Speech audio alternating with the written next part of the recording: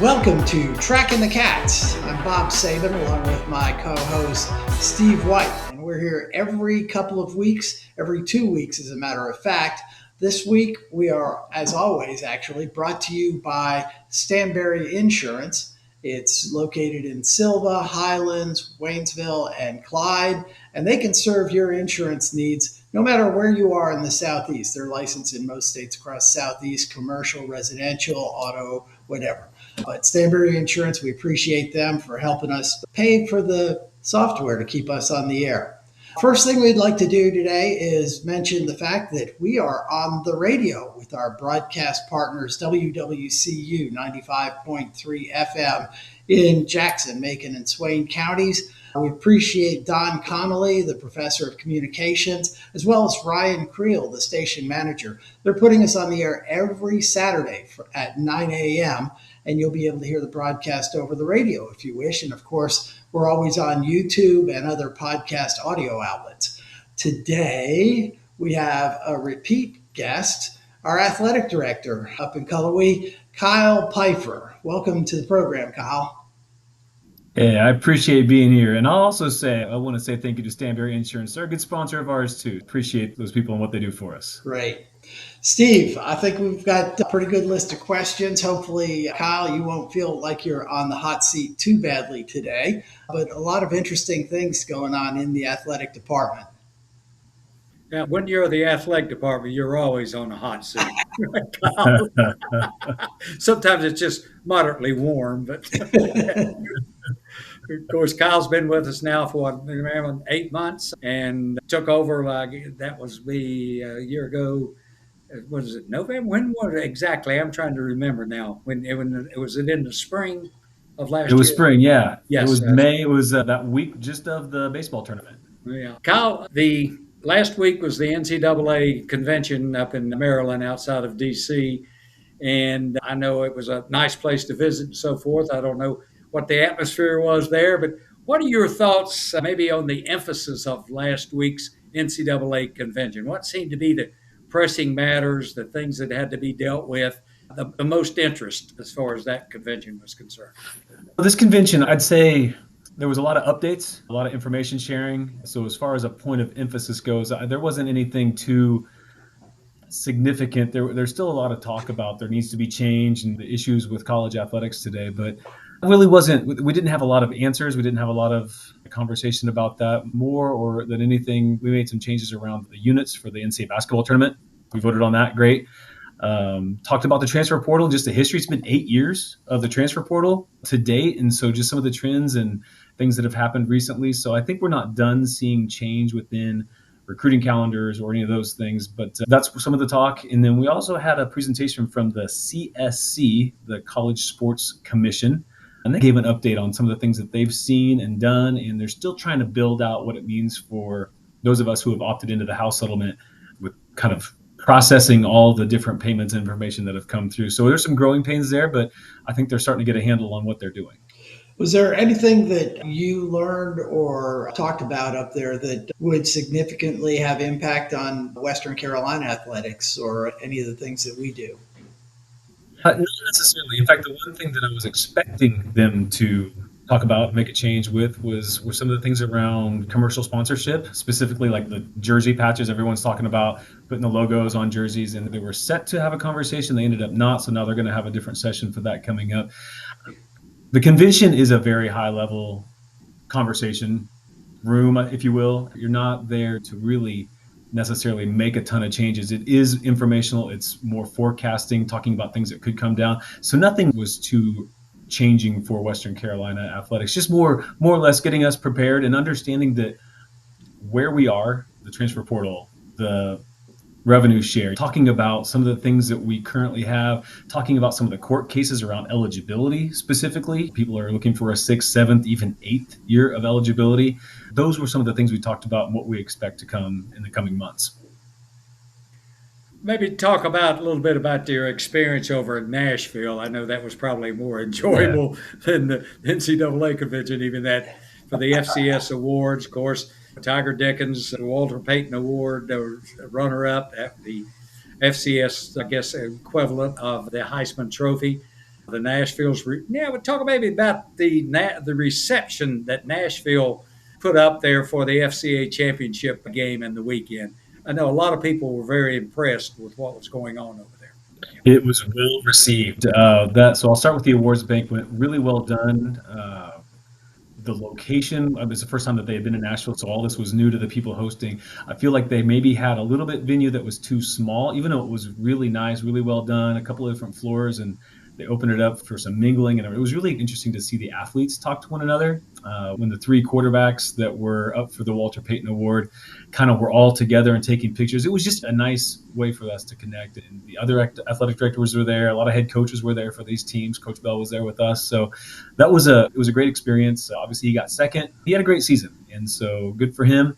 Moving on to the next day, Sunday, there was an FCS event for athletic directors, so they had invited as many people that could be there. And I heard a little bit of the same thing from the convention, but it was very directed at FCS level schools. Some things around broadcasting, maybe things that we could do with the championship to get it more. That Montana State game had just as good, if not better, ratings than some of the CFP games that same weekend. And what can we do with that momentum of college football at our level, the FCS? I think that there's a thirst for it. I think that people are realizing just, and I'm not mad, and this isn't a negative with the college football playoff. It's becoming more professionalized, and that's what it is. That's where we're headed. And I think you're looking at FCS. Yes, there's revenue share. Yes, that's a thing, but it's just not so overwhelming. And I think that there's something about it's still college football that I think people are drawn to. And the city of Nashville, I've never been to Frisco, so I can't have anything to compare it to where it's been before, but Nashville was fun. The Montana State people, I actually flew in from the West Coast after Christmas, and planefuls of those people just coming in to watch this game. They had a great time in Nashville, and the city did a good job of being prepared and made it fun for that weekend. Oh, that's good, and it's good that it's so close. Assuming that we're going to get there at some point down the road. I love it. Now that we're talking a little bit about football, the thing that everybody loves to talk about and loves to hate, of course, is the portal. At least on the fan side is concerned. Tell us from your vision at the top of the pecking order there at Colorway, how did Western turn out with the portal? Yeah, we had I hope I get these numbers right. I think we had 33 football players go into the portal. Of those, 5 actually came back to return to Western.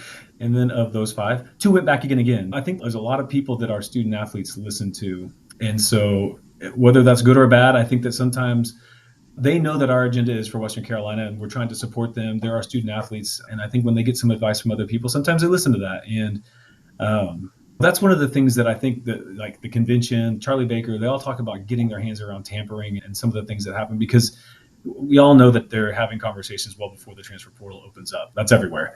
And so what can we really do to enforce some of those recruiting rules? I think that we need to think about that. At the same time, we just had our first football team meeting yesterday, and Coach Bell asked me to come say a few words. So I did. We did a show of hands. How many people are new? And roughly half the room is new. And so that's not just transfers. We also, from Division One, we also had some Division Two people come in. High school players are now, it's more common for them to come in mid-year and forego their 8th semester of high school. So it's a new crew. And so what I want to say about the transfer portal is that's where we are. I had a room full of football players who are Western Carolina, and I'm ready to pour myself into those new athletes. And maybe they won't graduate from us.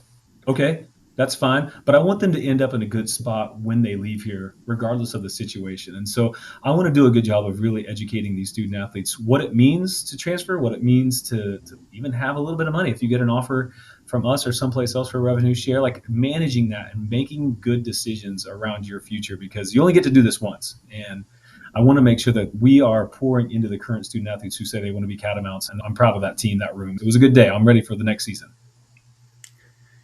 One of the issues that I see, and of course I think Bob does too, is particularly for players who transfer more than once.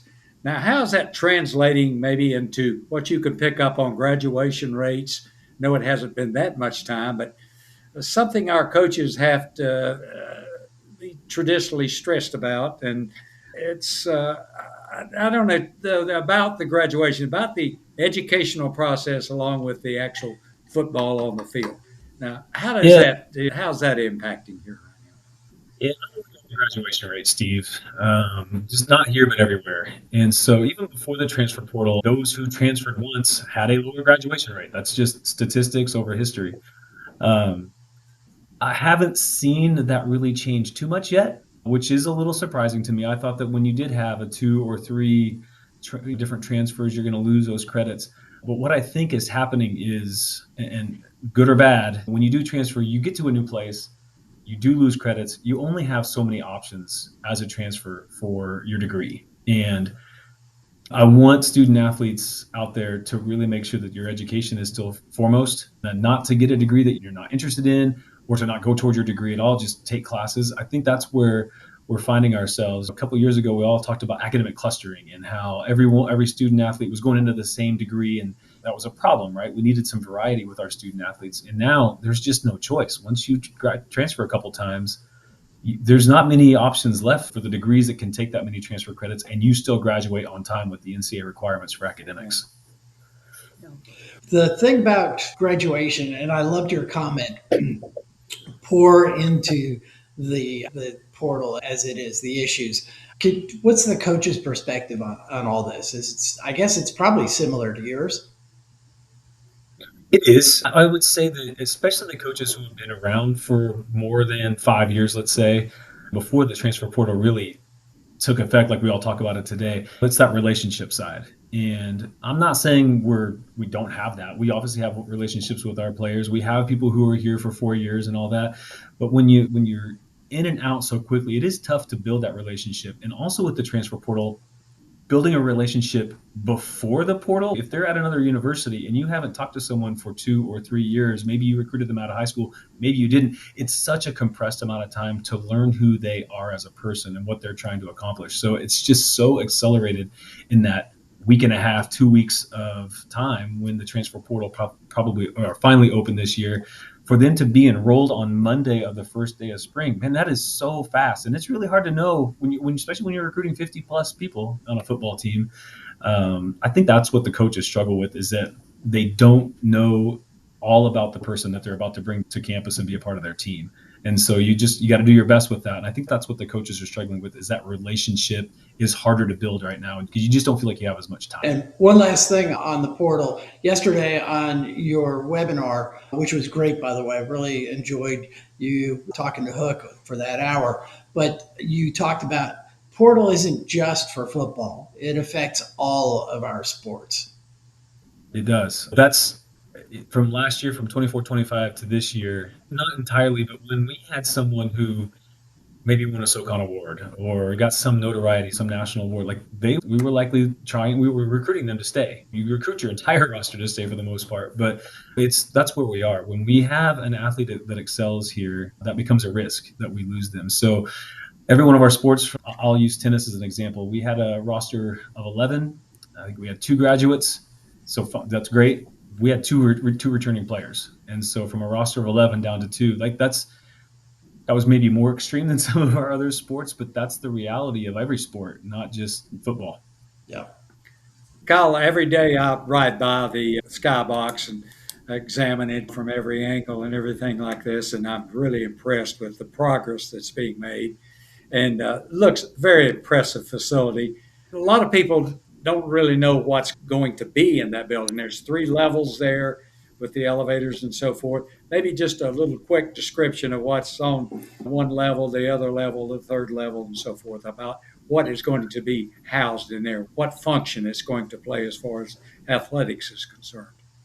So we'll talk about game days first. That first level, the bank of glass that you'll see just above the west side seating, on game day, that's press box. And what I mean by press box, that also means that the coaching boxes that will be up there, the replay, the officials, the clock, like that will all be game day function on that first level of glass right above the seats. Above that is going to be, it's an open air, it won't be enclosed, open air. We're calling it the Skybox. That's where the chancellor will host her guest. She used to host that in that area underneath the press box on the east side. She's moving over to the west side with her guests. And then there will be space for donors to buy in and sit and watch the game from up there as well. There will be approximately, with the tables and some of the chairs, a little over 100 seats up there. We're going to try to limit that to about 200 people for this first year and see how it goes. We just want to make sure we fill the space. We don't want it overcrowded for the first season. If we can add a few, if we need to make some changes from one year to the next, even after the first game, that's where we are. And honestly, we don't have the furniture yet, so I can't tell you exactly how the flow is going to look like up there. I'm excited. I get to take my first tour of the facility since the steel went in the ground tomorrow. So if you ask me this next week, maybe I'd have a little bit better answer of what it's going to feel like up there. But that's going to be game day. And then on 345 other days of the year, that's going to be the coaches' offices on that same level as the press box. So it's going to be deep. So if you think about facing the field, it's going to go back several feet. So the entire coaching staff for football will move up there, hopefully in August before the first game. I don't want to have to do that to them during the season. Moving can be a hassle, but that's going to be what that is. And then once they're out of Ramsey Center, there's going to be some other shifting around of offices, get some people into Ramsey that maybe are out in the Camp Lab gym, or just within Ramsey make some different changes. So it's gonna affect who we are and how we operate. If we're looking at the whole stadium area right now, we see 4 posts standing up in corners of the stadium. Tell us a little bit about that. That's exciting. Those are exciting. So those were our light poles. The old lights have come down. 4 new poles will be set this spring, and then we'll have 8 poles with brand new lights. I am so looking forward to that first touchdown in Whitmire Stadium this fall. We're gonna have that night game against EKU, and it's gonna be a fun show. And we'll probably look at more night games in the future, just because we have this capacity now. Not every game can be a night game for various reasons, but that's going to be something that I look forward to. So we'll be open. The completion date is August 7th. Certain it's going to be done by then. Our partners at Vinoy are doing a great job, and they assure me they're working on that. We will have new lights. The surface, the actual playing surface of the field, since we are flipping, but we are going to replace the entire playing surface before next season with a new, it's called Pivot. It's from Geosurfaces. So they're going to start right after our spring practices end. And then in front of Ramsey right now is that video board, right? And we're going to replace the video board for next season. So if you think about that video board's run its life. Like, I'm proud that it lasted as long as it did, but it was well past its time. Below it's that fixed digit scoreboard, and we're just going to go video all the way down. So it's going to change we'll be surprised at how bright that thing, especially that first night game. We're going to have to make sure we don't turn the brightness on and blind some players on the field. Yeah, I was noticing on some of the FCS playoff games how schools would manipulate their video boards behind the goalpost. If their team was kicking, it went black, and if the other team was kicking, it lit up like the city of New York. It was fun to watch. Yeah. Kyle, you touched on this morning the athletic staff meeting, and we've also heard about yesterday. We heard about this too, talking about the new strength and conditioning, the proposed strength and conditioning building, which would be located between the West Side stands and the existing field house down at the corner there, and talk about that plan, what that's all about, and so forth. I think that's will be very interesting to our viewers. Yeah, we've circulated some plans, what we think it'll look like. It looks pretty on paper. The reality is, in my opinion, it came back a little too expensive for what we thought we could build. So we went back to the design team, the construction team, and said, okay, let's reimagine this a little bit. So we're trying to get the cost down. The first cost that came out was around $22 million. So I want to make it a bit more realistic for us to achieve. It is so important that our teams have a place to get bigger, stronger, faster. The current weight room is great. It's been with us for a long time, but we've just outgrown it. Modern day athletics doesn't really fit where we are right now. So giving ourselves a space that we can say, this is where we will get better. This is how we will become more competitive. I think it'll be a cornerstone of our recruiting. It will be something that will affect every student athlete's life, even our staff members, because we are in our current space starting early, 6 a.m., going sometimes to 8 o'clock at night. And that's a wear and tear on people, on the equipment. And so to get something new, a new, brighter, nicer space is something I'm really looking forward to for our student athletes. But as soon as I have that new design, guys, I'll let you know so that we can really start circulating and raising money. We've made some asks and we've got a small start towards it, but I wanted to get something more finalized before we really make a big public splash and get out there and start asking. And speaking of funding, I understand there's going to be some changes to how the Catamount Club raises money this year. There's a new funding level and there's going to be some tweaks to the other levels. The big one is we've created a new level, like you talked about, the Royal Banner level. It is to allow access to this new space up in the skybox. And so To do that, we are asking people, one, they've made a sizable contribution to facilities in the last few years. That's a 3-year commitment. It's $25,000 a year of donation plus the cost of the tickets. And that will allow people to go up there. And I was surprised how quickly those are going. There's not many left. And so if you're interested, get in touch with us because those are going to be prime seats. And what that'll mean, there'll be people from the current Cattlemock Corner, maybe some Paul's Porch people. They will want to go to the Skybox, and so that'll open up some other opportunities for people who are interested as well. So let us know. We're open. I want to sell this place out. Our last homecoming game was super fun. I want to recreate that as much as I can every day.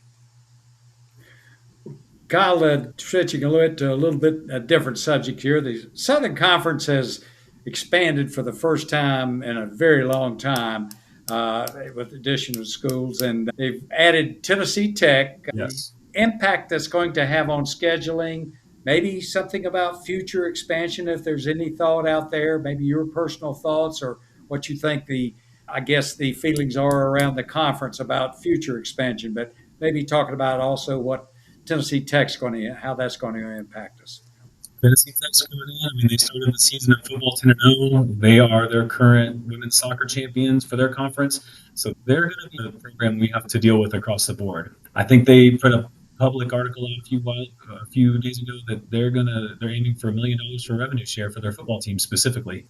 And so you trickle that down for the rest of their program. It's going to be a good opponent for us moving forward.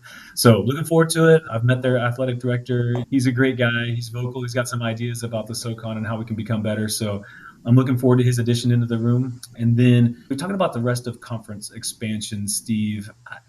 I like where we are. I like adding Tennessee Tech. Could we add one more potentially? When you look at who could be interested and not within our region, because we obviously all want to be able to drive. We don't want to have to take a flight to pick a state. But I think there's an opportunity there. And what I also think we have to watch out for is just because of how much change is happening, state to state, federally, all the things that are going on, there might be another school out there that might want to leave the SoCon. So we have to be nimble enough to be prepared to do that.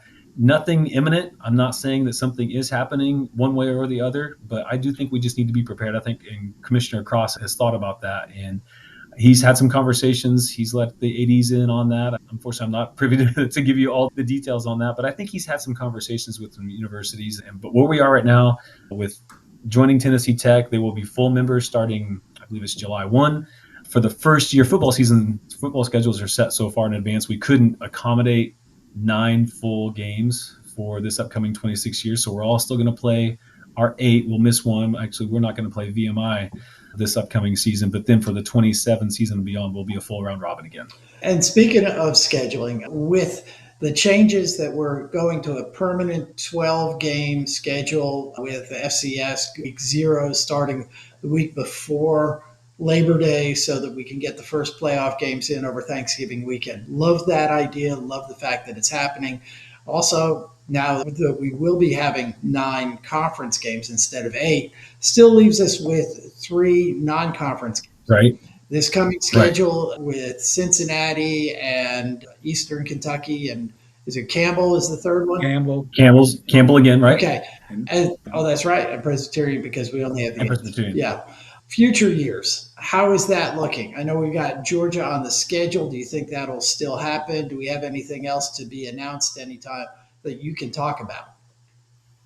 Yeah, so the games that are out there for the next couple of years have been signed. And talking to Coach Bell, revenue share is real. And so I think he'd like to look at maybe a second money game, maybe a group of 5, somebody close by that we can drive to.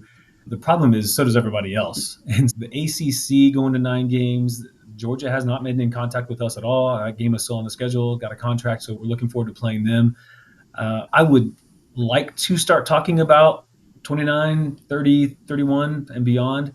But everyone else is in a holding pattern too right now because they don't know what their schedules are going to look like. And honestly, the CFP and how they select teams with wins and losses, there's still some question marks around that as well. So we're in some conversations. We've got some verbal agreements, I think, but there's always this asterisk. It's, yes, we'll play you as long as our conference schedule works out the way we think it's going to. So we're in a bit of a holding pattern, but we'll still continue to play at least one game that pays us pretty well for WCU a year, and then play some non-conference schedules that we hopefully can win and make the playoff. The Montana game a couple of years ago, that was great. And would love to see some other power FCS teams on the schedule. Is that anything like that been talked about?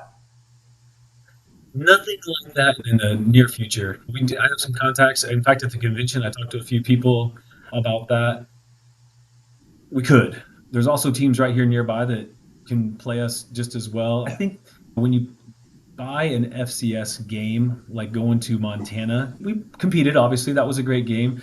Not many people go out to Montana and win, and so we also want to make sure that we can get some games that we can be competitive in. I love South Dakotas and South Dakota States. Not that they've offered us, but man, those are tough places to travel to and get a win. And so I want to put our team in the best position to be competitive.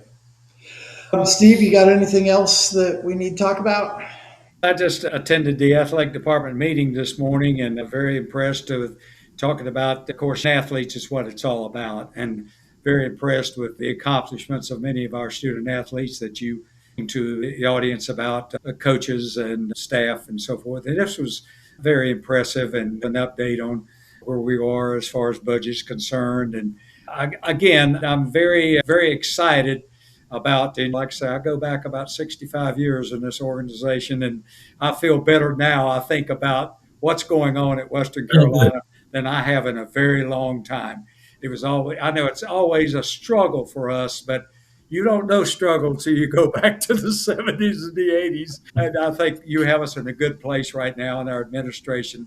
So excited about having Dr. Brown as our chancellor. And I think the hierarchy of this university is in very good shape. And she had some good news, too, about enrollment and so forth today. A very positive time for Western Carolina.